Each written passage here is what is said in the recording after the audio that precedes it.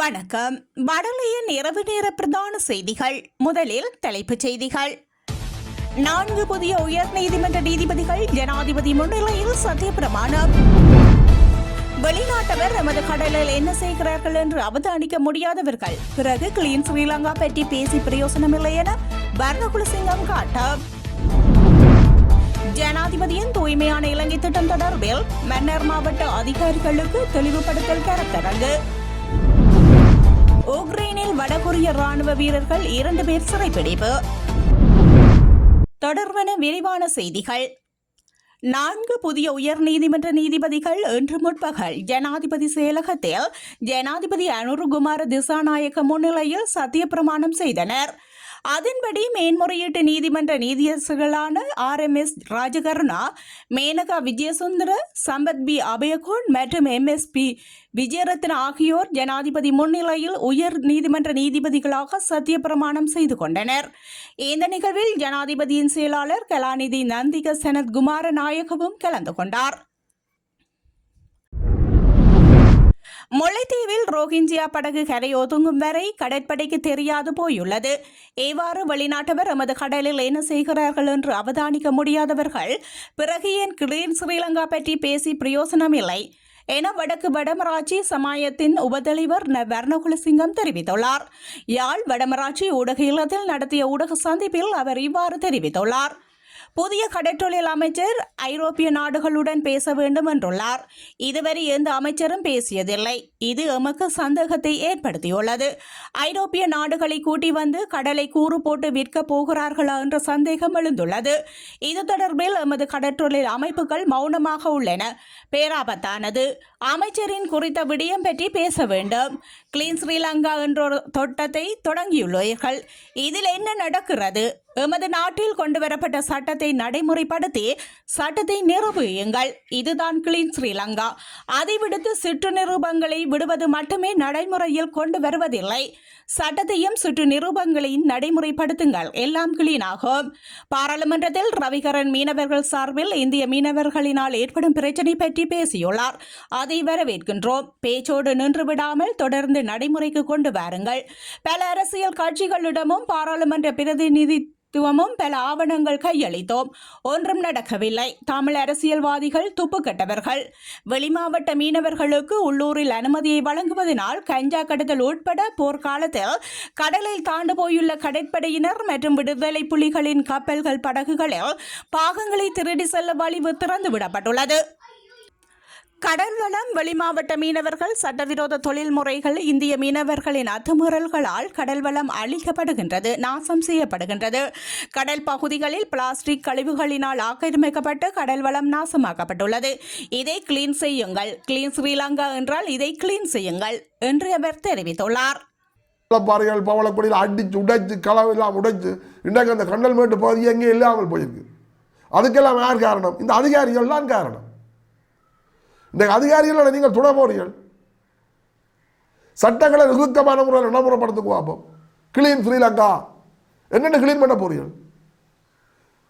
உங்களால் ஏழுமா கிளீன் பண்ண? சரி, எங்களோட கடல் வளத்தை கிளீன் பண்ணுங்க பார்ப்போம். இந்த கிளீன் ஸ்ரீலங்காவில் நீங்கள் கடல் வளத்தை சட்டங்களை நடைமுறைப்படுத்தி எங்களோட கடலை முதல் கிளீன் பண்ணுங்க. இந்தியா இழுவப்பட எல்லா தாண்டாமலும் இங்கே உள்ள தடை செய்யப்பட்ட தொழில் எல்லாத்தையும் நிப்பாட்டி எங்கள்கிட்ட கடல் வளங்கள் பெருகிறதுக்குரிய நடவடிக்கை எடுங்க பார்ப்போம். கிளீன் ஸ்ரீலங்காவில் எல்லாம் இங்கே உள்ள லஞ்சம் என்ற அதிகாரி மேல் இருக்க மட்டும் ஒரு காலமும் கிளீன் ஸ்ரீலங்கா வராது. நீங்கள் மாற்றமும் கொண்டு வர மாட்டீர்கள். மாற்றமும் உங்களால் கொண்டு வர முடியாது. இன்றைக்கே திணறி கொண்டிருக்கிறீர்கள். இன்றைக்கு என்ன மாற்றத்தை கொண்டு வந்த நீங்கள்? ஒரு மாற்றமும் இல்லை. கிளீன் ஸ்ரீலங்கா எப்படி போகணும்? இன்றைக்கு யோசிச்சு பாருங்க. இந்த பிளாஸ்டிக் போத்தல்கள், மண்டே கப்புகள், சொப்பிங் பேக்குகள், பொலித்தீன்கள், மயிர் மட்டியெல்லாம் கரை ஒதுங்குது. இப்போ இருக்கா நீங்கள் கரையோரம் போய் பாருங்க.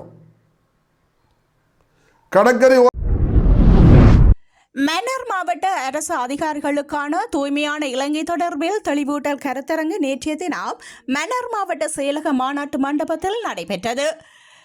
மாவட்ட அரசாங்க அதிபர் கே கணேஸ்வரன் தலைமையில் இந்த நிகழ்வு நடைபெற்றுள்ளது.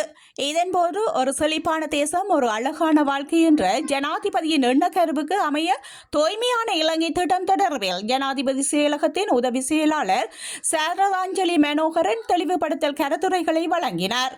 அரச பணியினை உத்தியோகத்தர்கள் திறம்பட மேற்கொள்ள வேண்டும் எனவும் அனைத்து துறைகளும் சமூகம், சுற்றுச்சூழல், நெறிமுறை சார்ந்து தங்கள் பணிகளை திறம்பட ஆற்றி மக்களின் வாழ்வில் மகிழ்ச்சியை ஏற்படுத்த வேண்டும் எனவும் குறிப்பிட்டனர்.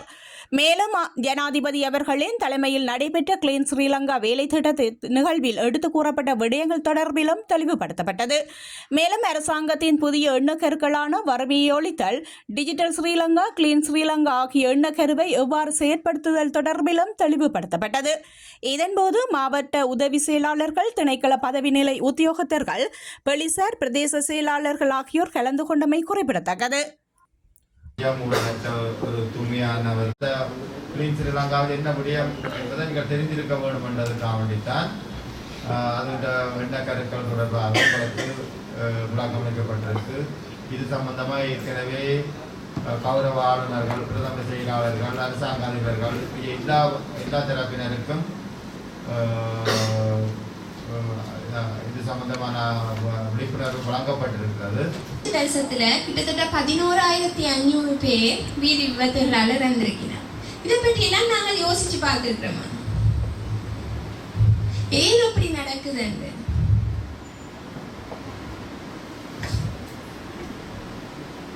அதே இந்த கிளீன் ஸ்ரீலங்காண்ட தூர நோக்கு அழகான தீவு, புன்னகைக்கும் மக்கள்.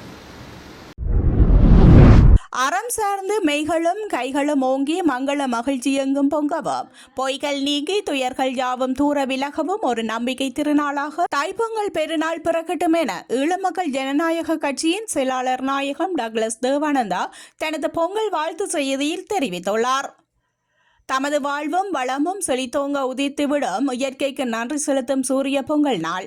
பழையன கழிதல் புதியன புகுதல் என மாற்றத்தை விரும்பி தாய்ப்பொங்கல் நாளை கொண்டாடி மகிழும் எமது மக்களின் நம்பிக்கையில் நாமும் பங்கெடுக்கின்றோம். மாற்றம் என்பது சொல்லில் அல்ல, செயலில் மலர வேண்டும். மனிதகுல வரலாறுகள் யாவும் மாற்றங்களை கடந்தே வந்திருக்கின்றது. மாற்றத்தை உருவாக்க வல்லவர்கள் துயரத்தில் வாடும் மக்களை கைவிட்டுவிட்டு தூர விலகி ஓடி போவதில்லை. மாசற்ற சோதியாய் மலர்ந்த மலர் சுடராய் நேசித்த மக்களுடனேயே என்றும் நாம் நீடித்து வாழ்ந்து வருகின்றோம். கல்லில் நம்மை கடலில் கட்டி எறிந்த போதெல்லாம் தெப்பமாக மிதந்து வந்து எமது மக்கள் துயர் தீர்த்திருக்கின்றோம். தம் வாழ்வெங்கும் ஒளி தந்து வழிகாட்டும் சூரியனுக்கு நன்றி செலுத்தும் பண்பாட்டை கொண்டு மக்கள் தம்முடன் கூடவே இருந்து குறை தீர்ப்பவர்களுக்கு நன்றி செலுத்தும் பண்பாட்டை வளர்க்க வேண்டும். புயற்காற்று மோதியவர்களுக்கு வயல் காற்று வலிக்காது. விலைவாசி உயர்வு விண்ணை தொட்டிருக்கலாம். எதிர்பார்த்த மாற்றமின்றி மக்களாகிய நீங்கள் ஏமாந்திருக்கலாம். ஆனாலும் வரப்போவது வசந்த காலம். புதுப்பொழிவோடும் பொங்கி மகிழுங்கள். தமிழ் பேசும் மக்களின் வரலாற்று வாழ்விடங்கள் தோறும் வளமான வாழ்வு உயர வேண்டும். வறுமை நீங்கி உழைப்பவர்கள் உரிமை செல்லப்பட வேண்டும். நியாயமான விலையில் பொருட்களை மக்கள் வாங்க வேண்டும். குறைவில்லாத உயிர்கள் வாழ வேண்டும். அரசியல் உரிமைகள் பெற்று தமிழ் தேசம் நிமிர வேண்டும் என அவர் தனது அறிக்கையில் தெரிவித்துள்ளார். யாழில் 1.5 வயது குழந்தை ஒன்று கச்சான் பருப்பு புரைக்கேறியதால் உயிரிழந்துள்ளது. இதன்போது சுன்னாகம் ஐயனார் வீதி பகுதியை சேர்ந்த சசிதரன் டேனியர் என்ற குழந்தையை இவ்வாறு உயிரிழந்துள்ளது. இந்த சம்பவம் குறித்து மேலும் தெரிய வருகையில், குழந்தை நேற்று கச்சான் சாப்பிட்ட வேளை புரைக்கேறியது. பின்னர் குழந்தை உறங்கிவிட்டது. உறங்கிய குழந்தை நேற்றிரவு எழுந்து வாந்தி எடுத்துவிட்டு அதேவேளை வைத்தியசாலைக்கும் கொண்டு செல்லப்பட்டது. இருப்பினும் இன்று குழந்தை உயிரிழந்துள்ளது. குழந்தையின் சடலம் மீதான மரண விசாரணைகளை திடீர் மரண விசாரணை அதிகாரி ஜெயபாலசிங்கம் மேற்கொண்டார். சுவாச குழாயில் வேர்க்கடலை சிக்கியதினால் மரணம் சம்பவித்துள்ளதாக உடற்கூற்று பரிசோதனைகளில் தெரிய வந்துள்ளது. தமிழர் திருநாளாம் தைப்பொங்கல் பண்டிகை நாளை மறுதினம் செவ்வாய்க்கிழமை கொண்டாடப்பட உள்ளது. இந்த நிலையில் தமிழர் பகுதிகளில் பொருட்கள் கொள்வனவு களை கட்டி வருகின்றது. அந்த வகையில் மட்டக்களப்பு மாவட்டம் களுவாஞ்சிக்குடி நகரில் அமைந்துள்ள பொது சந்தையில் பொருட்களை கொள்வனவு செய்வதை இன்றைய தினம் அவதானிக்க முடிந்தது.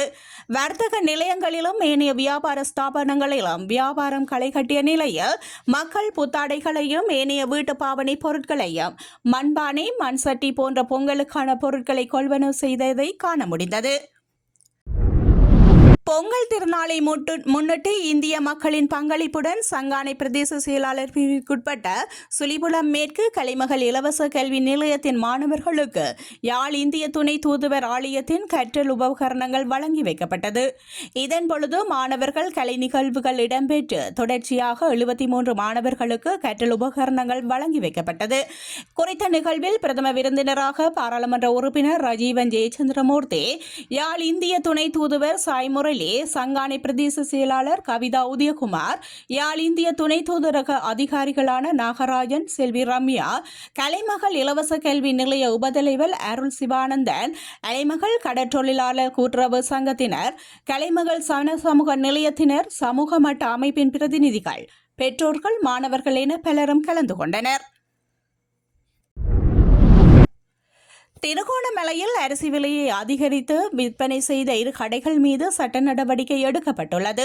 ஒரு கடையில் சிவப்பு அரிசி 280 ரூபாவிற்கும், இன்னொரு கடையில் வெள்ளை பச்சை அரிசி 270 ரூபாவிற்கும் விற்பனை செய்யப்படுவதை உறுதிப்படுத்திய பின்பு 2 கடைகளுக்கும் எதிராக சட்ட நடவடிக்கை எடுக்கப்பட்டதாக நுகர்வோர் பாதுகாப்பு அதிகார சபையின் திருகோணமலை மாவட்ட அதிகாரிகள் தெரிவித்துள்ளனர். ஆக குறைந்தது 1 லட்சம் ரூபாய் தண்டப்பணம் செலுத்த நேரிடலாம் என நுகர்வோர் பாதுகாப்பு பிரிவு மேலும் தெரிவித்துள்ளது. வடகொரிய வீரர்கள் 2 பேர் காயங்களுடன் சிறைப்பிடிக்கப்பட்டுள்ள நிலையில் ரஷ்யாவுக்கு வடகொரியா மறைமுகமாக உதவி செய்து வருவதாக உக்ரைன் ஜனாதிபதி ஜெலென்ஸ்கி குற்றம் சாட்டியுள்ளார். ரஷ்யா மற்றும் உக்ரைன் இடையிலான போரானது 2022ஆம் ஆண்டு முதல் நடந்து வருகின்றது. ஏறக்குறைய போரானது 3ஆம் ஆண்டை நெருங்கி வருகின்றது. கீவ், கிரெவ், டொனால்ட்ரிக்ஸ் உள்ளிட்ட பல நகரங்களை போரின் தொடக்கத்தில் ரஷ்யா கைப்பற்றியது. எனினும் அவற்றை பதிலடி கொடுத்து உக்ரைன் மீட்டது. உக்ரைனுக்கு அமெரிக்க, ஜெர்மனி உள்ளிட்ட நாடுகளின் ஆதரவு கிடைத்து வருகின்றது. இதற்கேற்ப அந்த நாடுகளும் இராணுவ மற்றும் நிதி உதவியை வழங்கி வருகின்றன. இந்த போரில் ரஷ்யாவுக்கு வடகொரியா மறைமுக உதவி செய்கின்றது என்று உக்ரைன் குற்றச்சாட்டு கூறி வருகின்றது. எனினும் இது தொடர்பாக ரஷ்யா, வடகொரிய நாடுகள் தரப்பிலும் எதுவிதம் தகவலும் தெரிவிக்கப்படவில்லை. இந்த நிலையில் வடகொரியாவின் வீரர்கள் 2 பேர் காயங்களுடன் மீட்கப்பட்டுள்ளனர். இது தொடர்பில் உக்ரைன் ஜனாதிபதி விளாடிமிர் ஜெலென்ஸ்கி வெளியிட்ட எக்ஸ் சமூக வலை ஊடகத்தில், குரக்ஸ் பகுதியில் வடகொரிய இராணுவர்கள் 2 பேர் காயங்களுடன் மீட்கப்பட்டு கீவ் நகருக்கு கொண்டு செல்லப்பட்டுள்ளனர். அவர்களை சிறைப்பிடித்ததற்காக சிறப்பு படையினர் மற்றும் இராணுவ படையினருக்கு நன்றி. வடகொரிய வீரர்களுக்கு மருத்துவ உதவி வழங்கப்பட்டு வருகின்றது. உலகத்திற்கு உண்மை தெரிய வேண்டும் என்பதற்காக கைது செய்யப்பட்ட வீரர்களை சந்திப்பதற்கு பத்திரிகையாளர்களுக்கு அனுமதி வழங்கப்பட்டுள்ளது என தெரிவித்துள்ளார். இங்கிலாந்துக்கு எதிரான T20 தொடருக்கான இந்திய அணியை இந்திய கிரிக்கெட் கட்டுப்பாட்டு சபை இன்று அறிவித்துள்ளது. இங்கிலாந்து அணி இந்தியாவில் சுற்றுப்பயணம் மேற்கொண்டு 5 T20 மற்றும் ஒருநாள் போட்டிகளை தொடர்களில் விளையாடவுள்ளது. 2 அணிகளுக்கும் இடையில் முதலில் T20 தொடர் நடைபெறுகின்றது. 2 அணிகளுக்கும் இடையிலான முதல் T20 போட்டி வருகின்ற ஜனவரி 22ஆம் தேதி தொடங்குகின்றது. இந்த நிலையில் இங்கிலாந்துக்கு எதிரான T20 தொடருக்கான இந்திய அணியை BCCI இன்று அறிவித்துள்ளமை குறிப்பிடத்தக்கது.